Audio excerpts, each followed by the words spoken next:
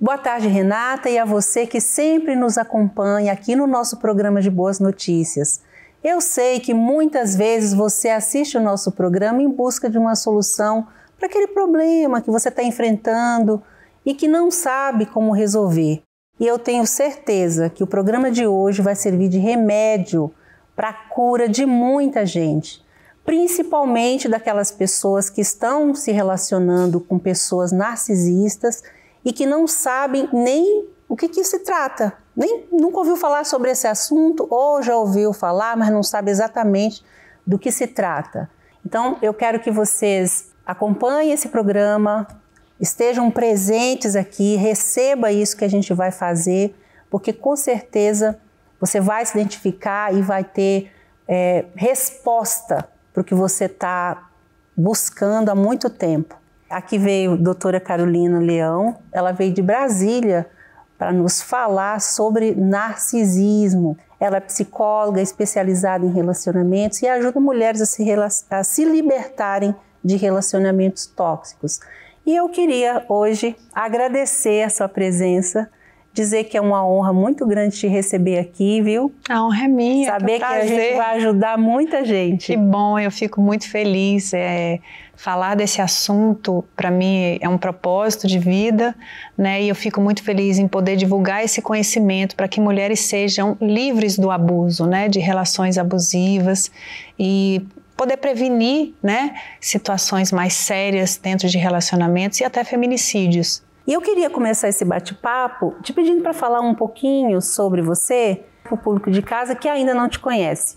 Eu sou psicóloga e já trabalho há algum tempo com mulheres que vivem relacionamentos abusivos e o perfil desses abusadores geralmente são narcisistas ou psicopatas, por isso que vamos falar sobre esse assunto e eu espero que você possa aprender um pouco sobre isso para entender que muitas vezes você está numa relação abusiva, adoecendo e numa situação que não tem uma solução, uma melhora, uma possibilidade de melhora. Espero que esse programa sirva para trazer respostas para você. Para as pessoas de casa começar a ficar consciente, né? Você usa um termo que eu gosto muito, quanto mais consciente, melhor. E essa é a intenção, hoje tornar você consciente. Eu sei que tem gente que confunde o narcisismo com aquela pessoa que se cuida muito. Sim. Sabe, aquela pessoa que gosta de cuidar muito da aparência. Às vezes a gente até brinca, fala assim, nossa, que narcisismo, porque gosta de olhar muito no espelho ou cuida muito da aparência, Sim. né? E a gente sabe que está longe de ser Sim. isso. Então eu queria que você começasse falando de verdade o que é esse transtorno, né? O que é o narcisismo? Ele é um transtorno de personalidade que faz com que essa pessoa tenha comportamentos muito rígidos e constantes. Que tipos de comportamento, né? O narcisista, ele tem um senso de superioridade, ele entende, a percepção dele de si mesmo é que ele é um ser superior, ele é melhor do que os outros, então ele se acha mais esperto, mais inteligente, ele enxerga as pessoas como meros coadjuvantes da própria vida. Tudo é muito sobre ele, centrado nele mesmo, né? Por isso vem do mito de Narciso, que se apaixonou pela própria imagem no espelho. Além disso, o narcisista tem uma característica que afeta muito os outros com quem ele se relaciona, que é a ausência de empatia. A ausência de empatia faz com que o narcisista use pessoas para obter o que ele deseja, sem pensar nas consequências que ele está causando para essas pessoas. Então isso é muito sério, né? Porque ele manipula pessoas, ele mente, ele abusa psicologicamente, sem se importar com a dor daquela pessoa, com aquilo que ele está causando a essa pessoa. Uma outra característica desse transtorno é que eles são extremamente manipuladores, né? Eles manipulam as pessoas para conseguir o que deseja. Eu costumo dizer que uma frase que define eles muito bem é que os meios justificam os fins. O narcisista quer o que ele quer, não importa quanto isso custe para a vida de alguém. Seja sexo, seja carinho, seja atenção, seja status, dinheiro, não importa. Ele vai fazer aquilo que ele precisa para alcançar o que ele deseja. O narcisista, ele nasce já assim ou ele se torna? E depois também pode já dizer, tem mais homem ou tem mulher? A incidência do transtorno é maior nos homens.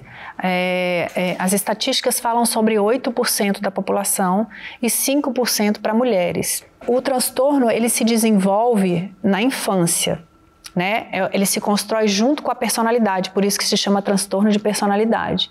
E ele tem fatores ambientais, que é o ambiente familiar, né, o ambiente dessa infância, e fatores genéticos, pode ter uma hereditariedade aí também.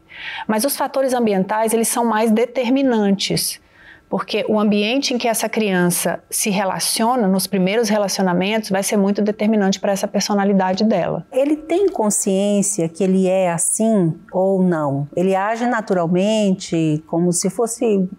Tá tudo bem, ele faz mal para as pessoas, causa dor nas pessoas, dor intensa às vezes, né?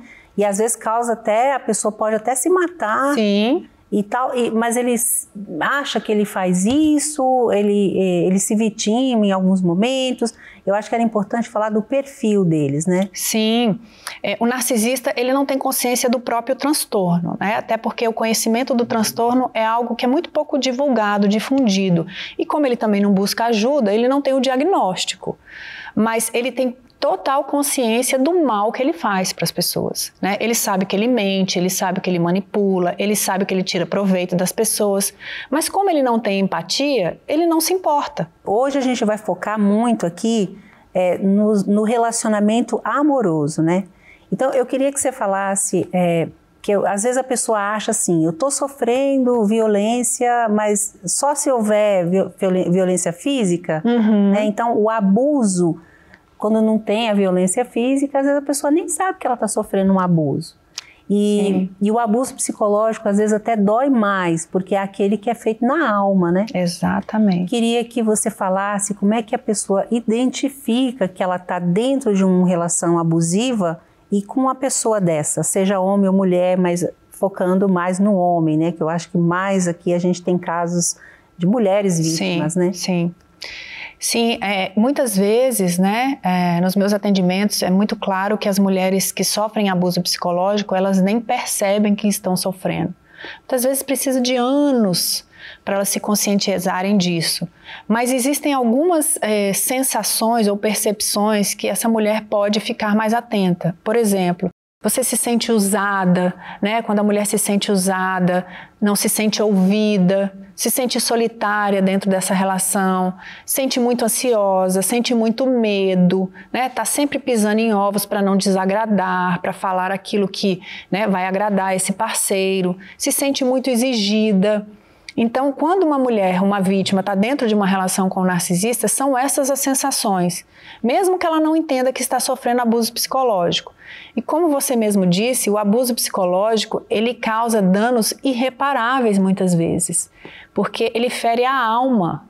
E como isso não é algo visível, as pessoas tendem a subestimar, a não perceber ou, quando percebem, subestimam, né? Mas abuso psicológico é crime, como abuso físico. É tão grave ou mais grave no sentido de que, às vezes, as mulheres passam anos vivendo sem perceber. Agora, a gente tem um depoimento aqui que a gente quer mostrar para as pessoas, que vai falar um pouco sobre isso, né? Queria que vocês assistissem. Acompanha com a gente. A gente se conheceu na faculdade. Ele era uma pessoa, sempre foi uma pessoa muito legal, muito querida por todo mundo. Tem muitos amigos. Muito divertido, muito animado sempre. Enfim, todo mundo sempre gostou muito dele. E ele sempre com uma posição muito de um cara que você podia contar, que você podia se abrir, sabe, contar da sua vida, confiar.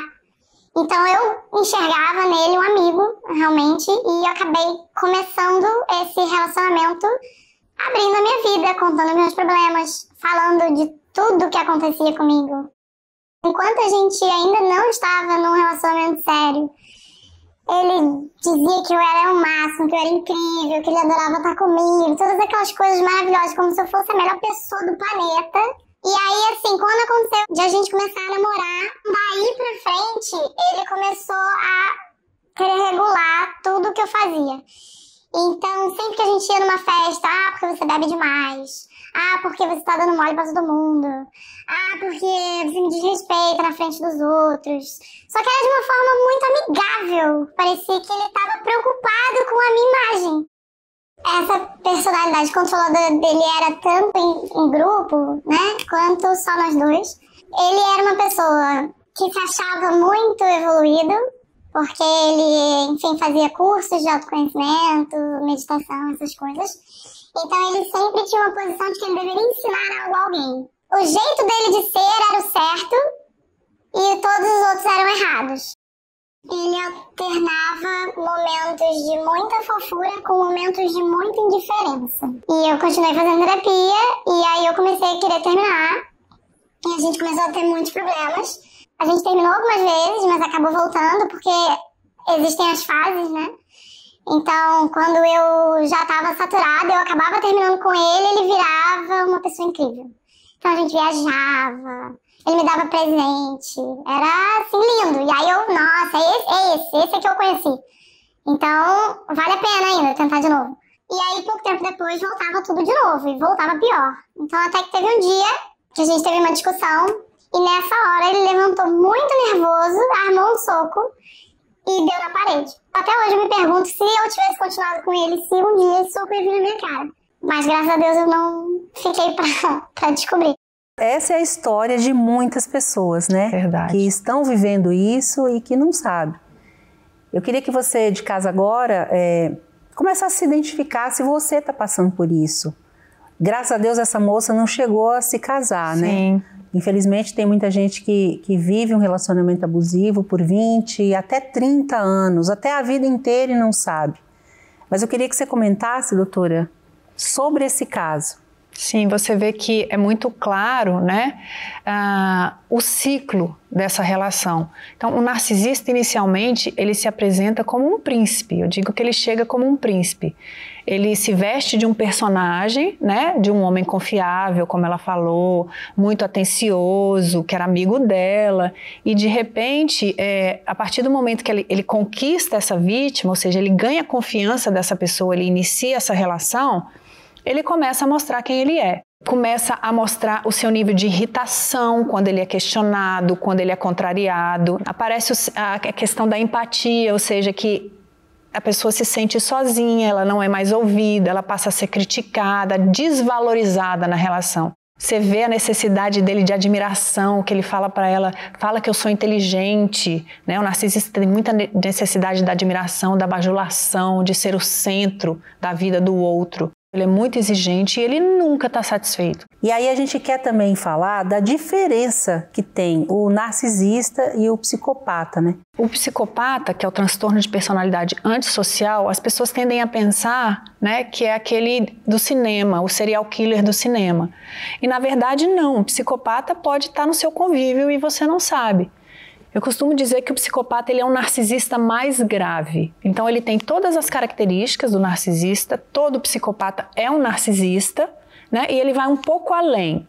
Então o psicopata ele tende a ser mais violento fisicamente, ele é uma pessoa que não tem nenhum temor com relação à lei, à justiça, a regras. Aliás, ele tem muito prazer em burlar a lei. Então, são essas pessoas que dão golpes na internet, pessoas que dão golpes financeiros, né? Pessoas que matam também, né? Mas lembrando que os serial killers são apenas 2% dos psicopatas.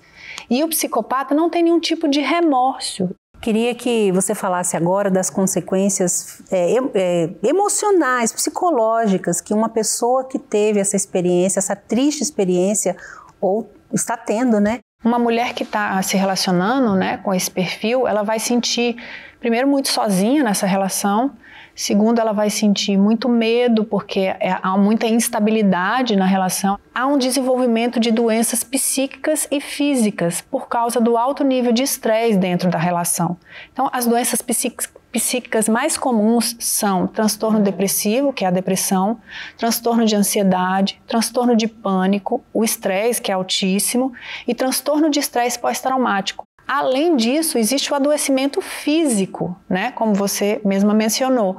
Fibromialgia, dores no corpo, dores musculares, enxaquecas, problemas de pele, inclusive câncer. Eu atendo muitas mulheres que desenvolveram câncer. Doutora, sobre a dependência emocional, porque às vezes a pessoa ela sente tudo isso e tem uma vozinha que fala lá no fundo do coração que tá algo errado.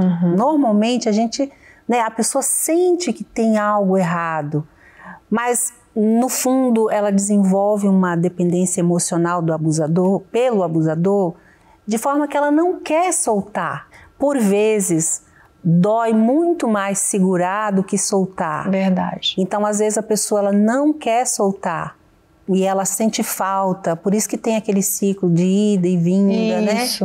Isso é muito importante, porque para sair desse ciclo, né, dessa relação, existem duas coisas que dificultam muito a mulher.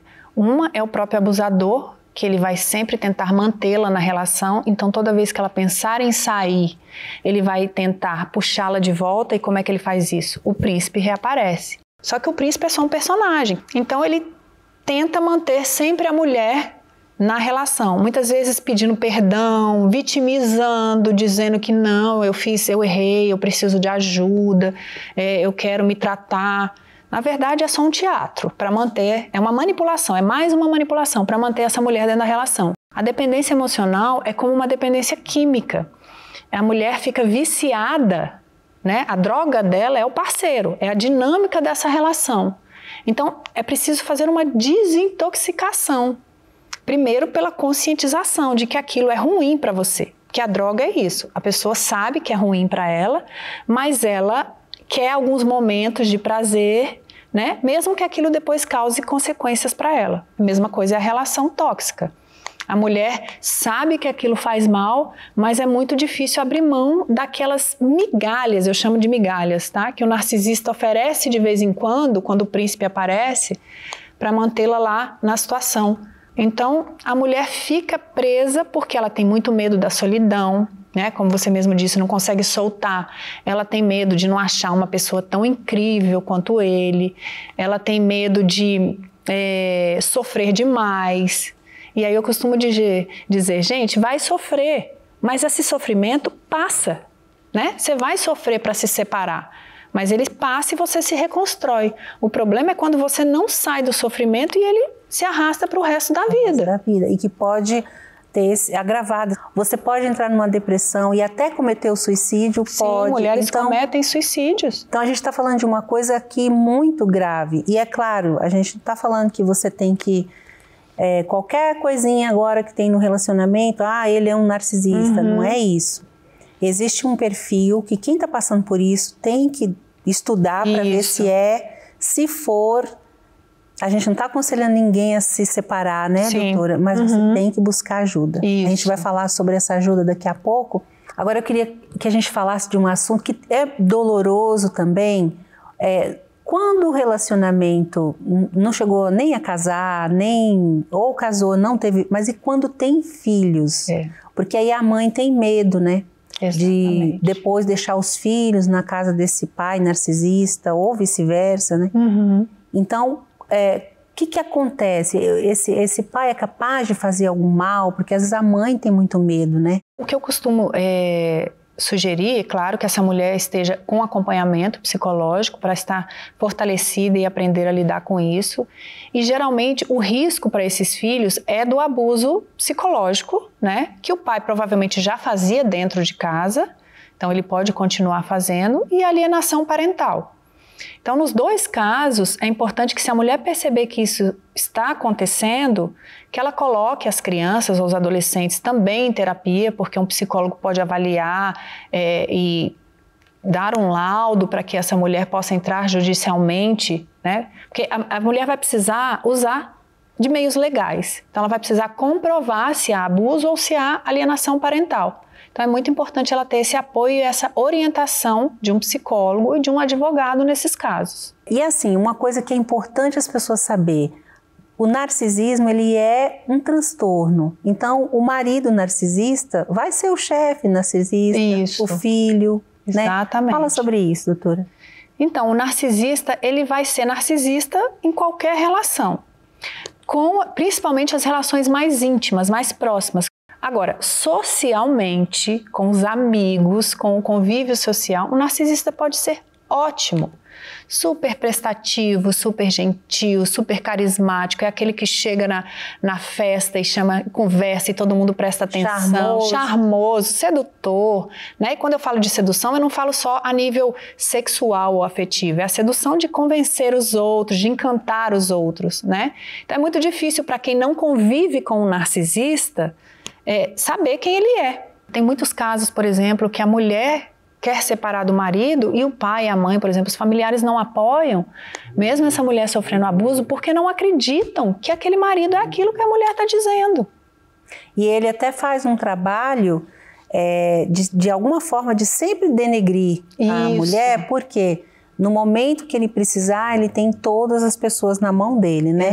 Para inclusive usar contra aquela mulher. Exatamente. E aí entra aquele perfil vitimista, né? Exatamente, muito importante você falar isso, porque existem dois estilos, vou dizer assim, né, de narcisista. É o grandioso, que é aquele que a gente tem mais facilidade de identificar, porque ele é mais arrogante, né? Ele está sempre certo, ele sabe tudo. Mas existe também o vulnerável. O vulnerável é o que eu chamo de vitimista. É aquele que usa a vitimização para manipular pessoas.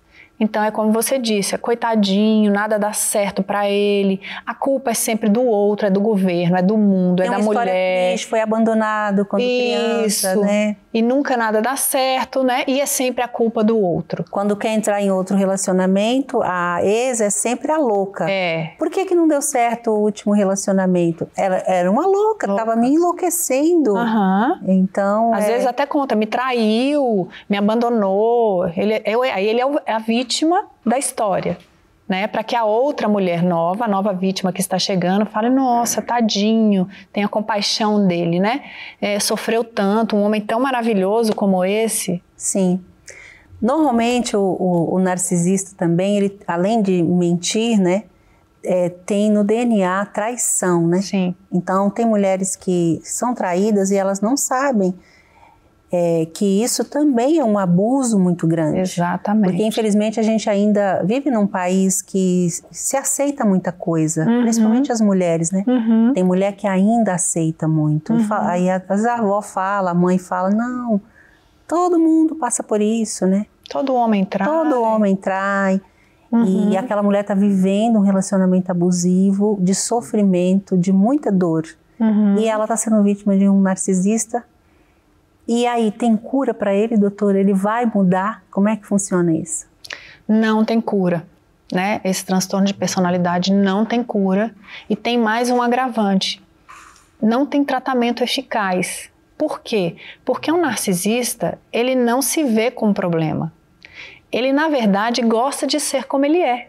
Porque ele se acha mais esperto, mais inteligente, ele entende que pessoas sofrem por amor e ele não, então isso é uma vantagem para ele, ele não tem esse nível de sofrimento, porque ele não tem apego às pessoas, né? Ele não tem conexão afetiva.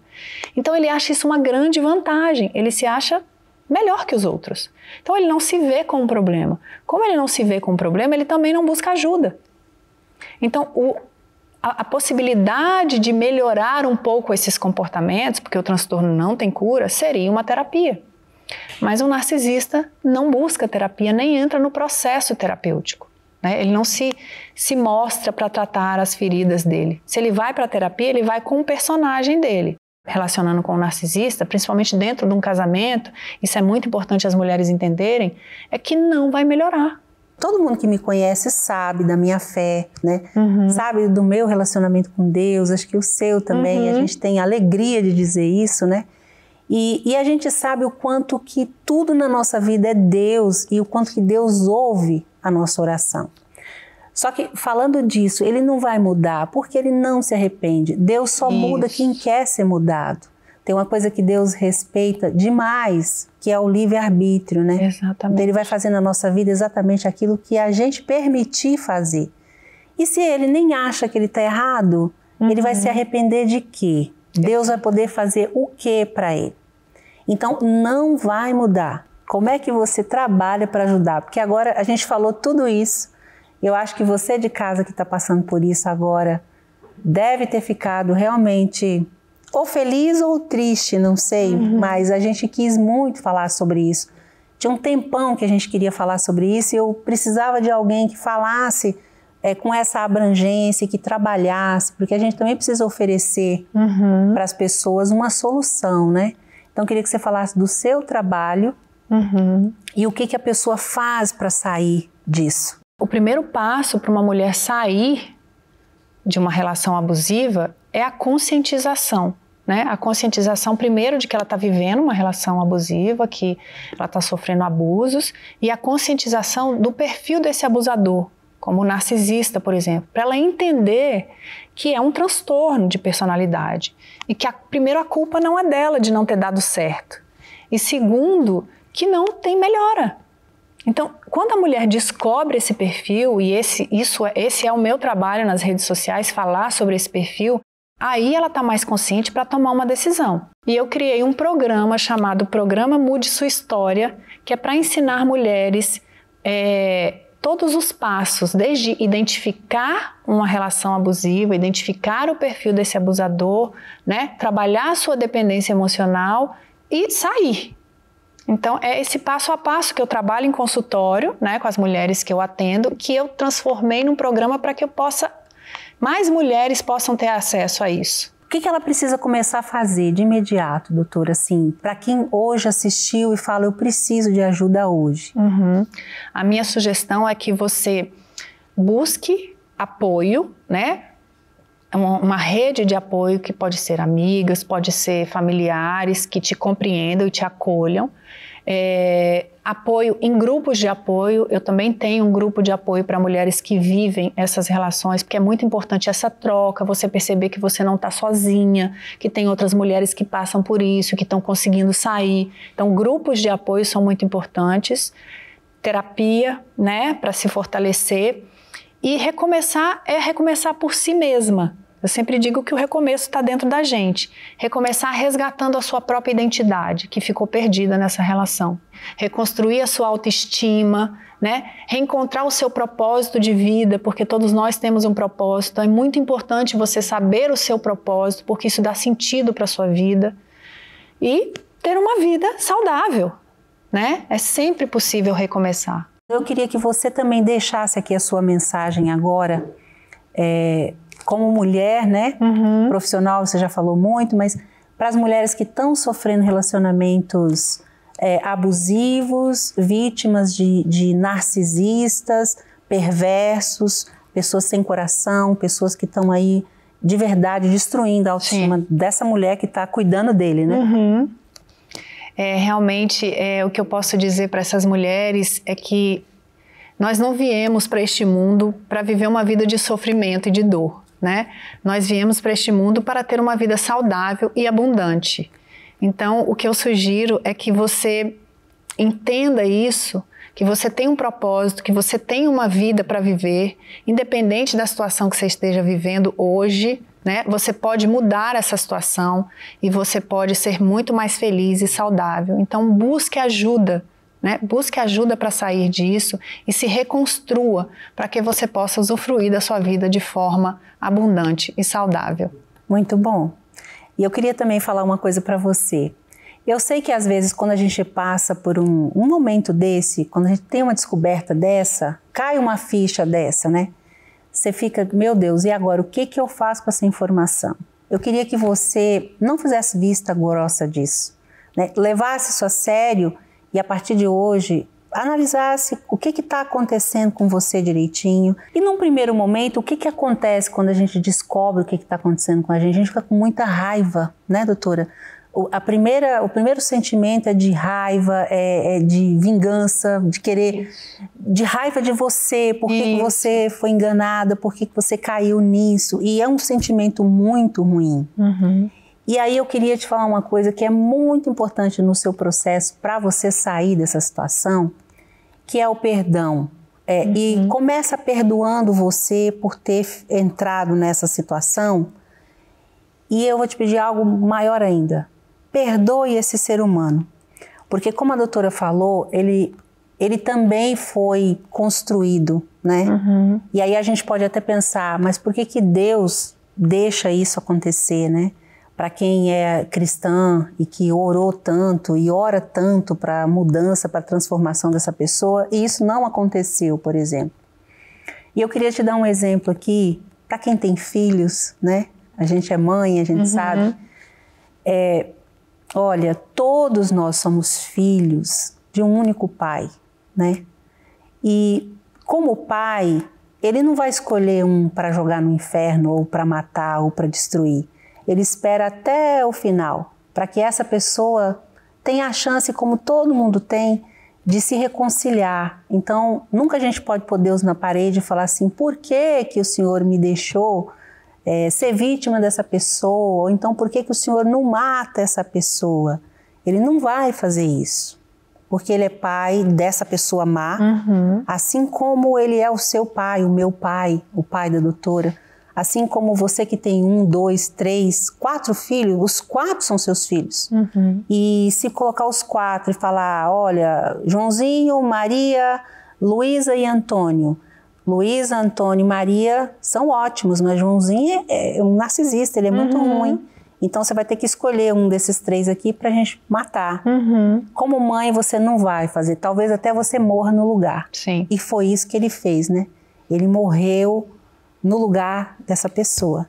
Então, para te ajudar de verdade, perdoa você, perdoa a pessoa, porque quando você perdoa a pessoa, na verdade, você está perdoando e está fazendo isso por você. Tem uma frase que ela não é minha, mas ela é muito legal. Ela fala que a maior vingança que a gente pode fazer com alguém é perdoando.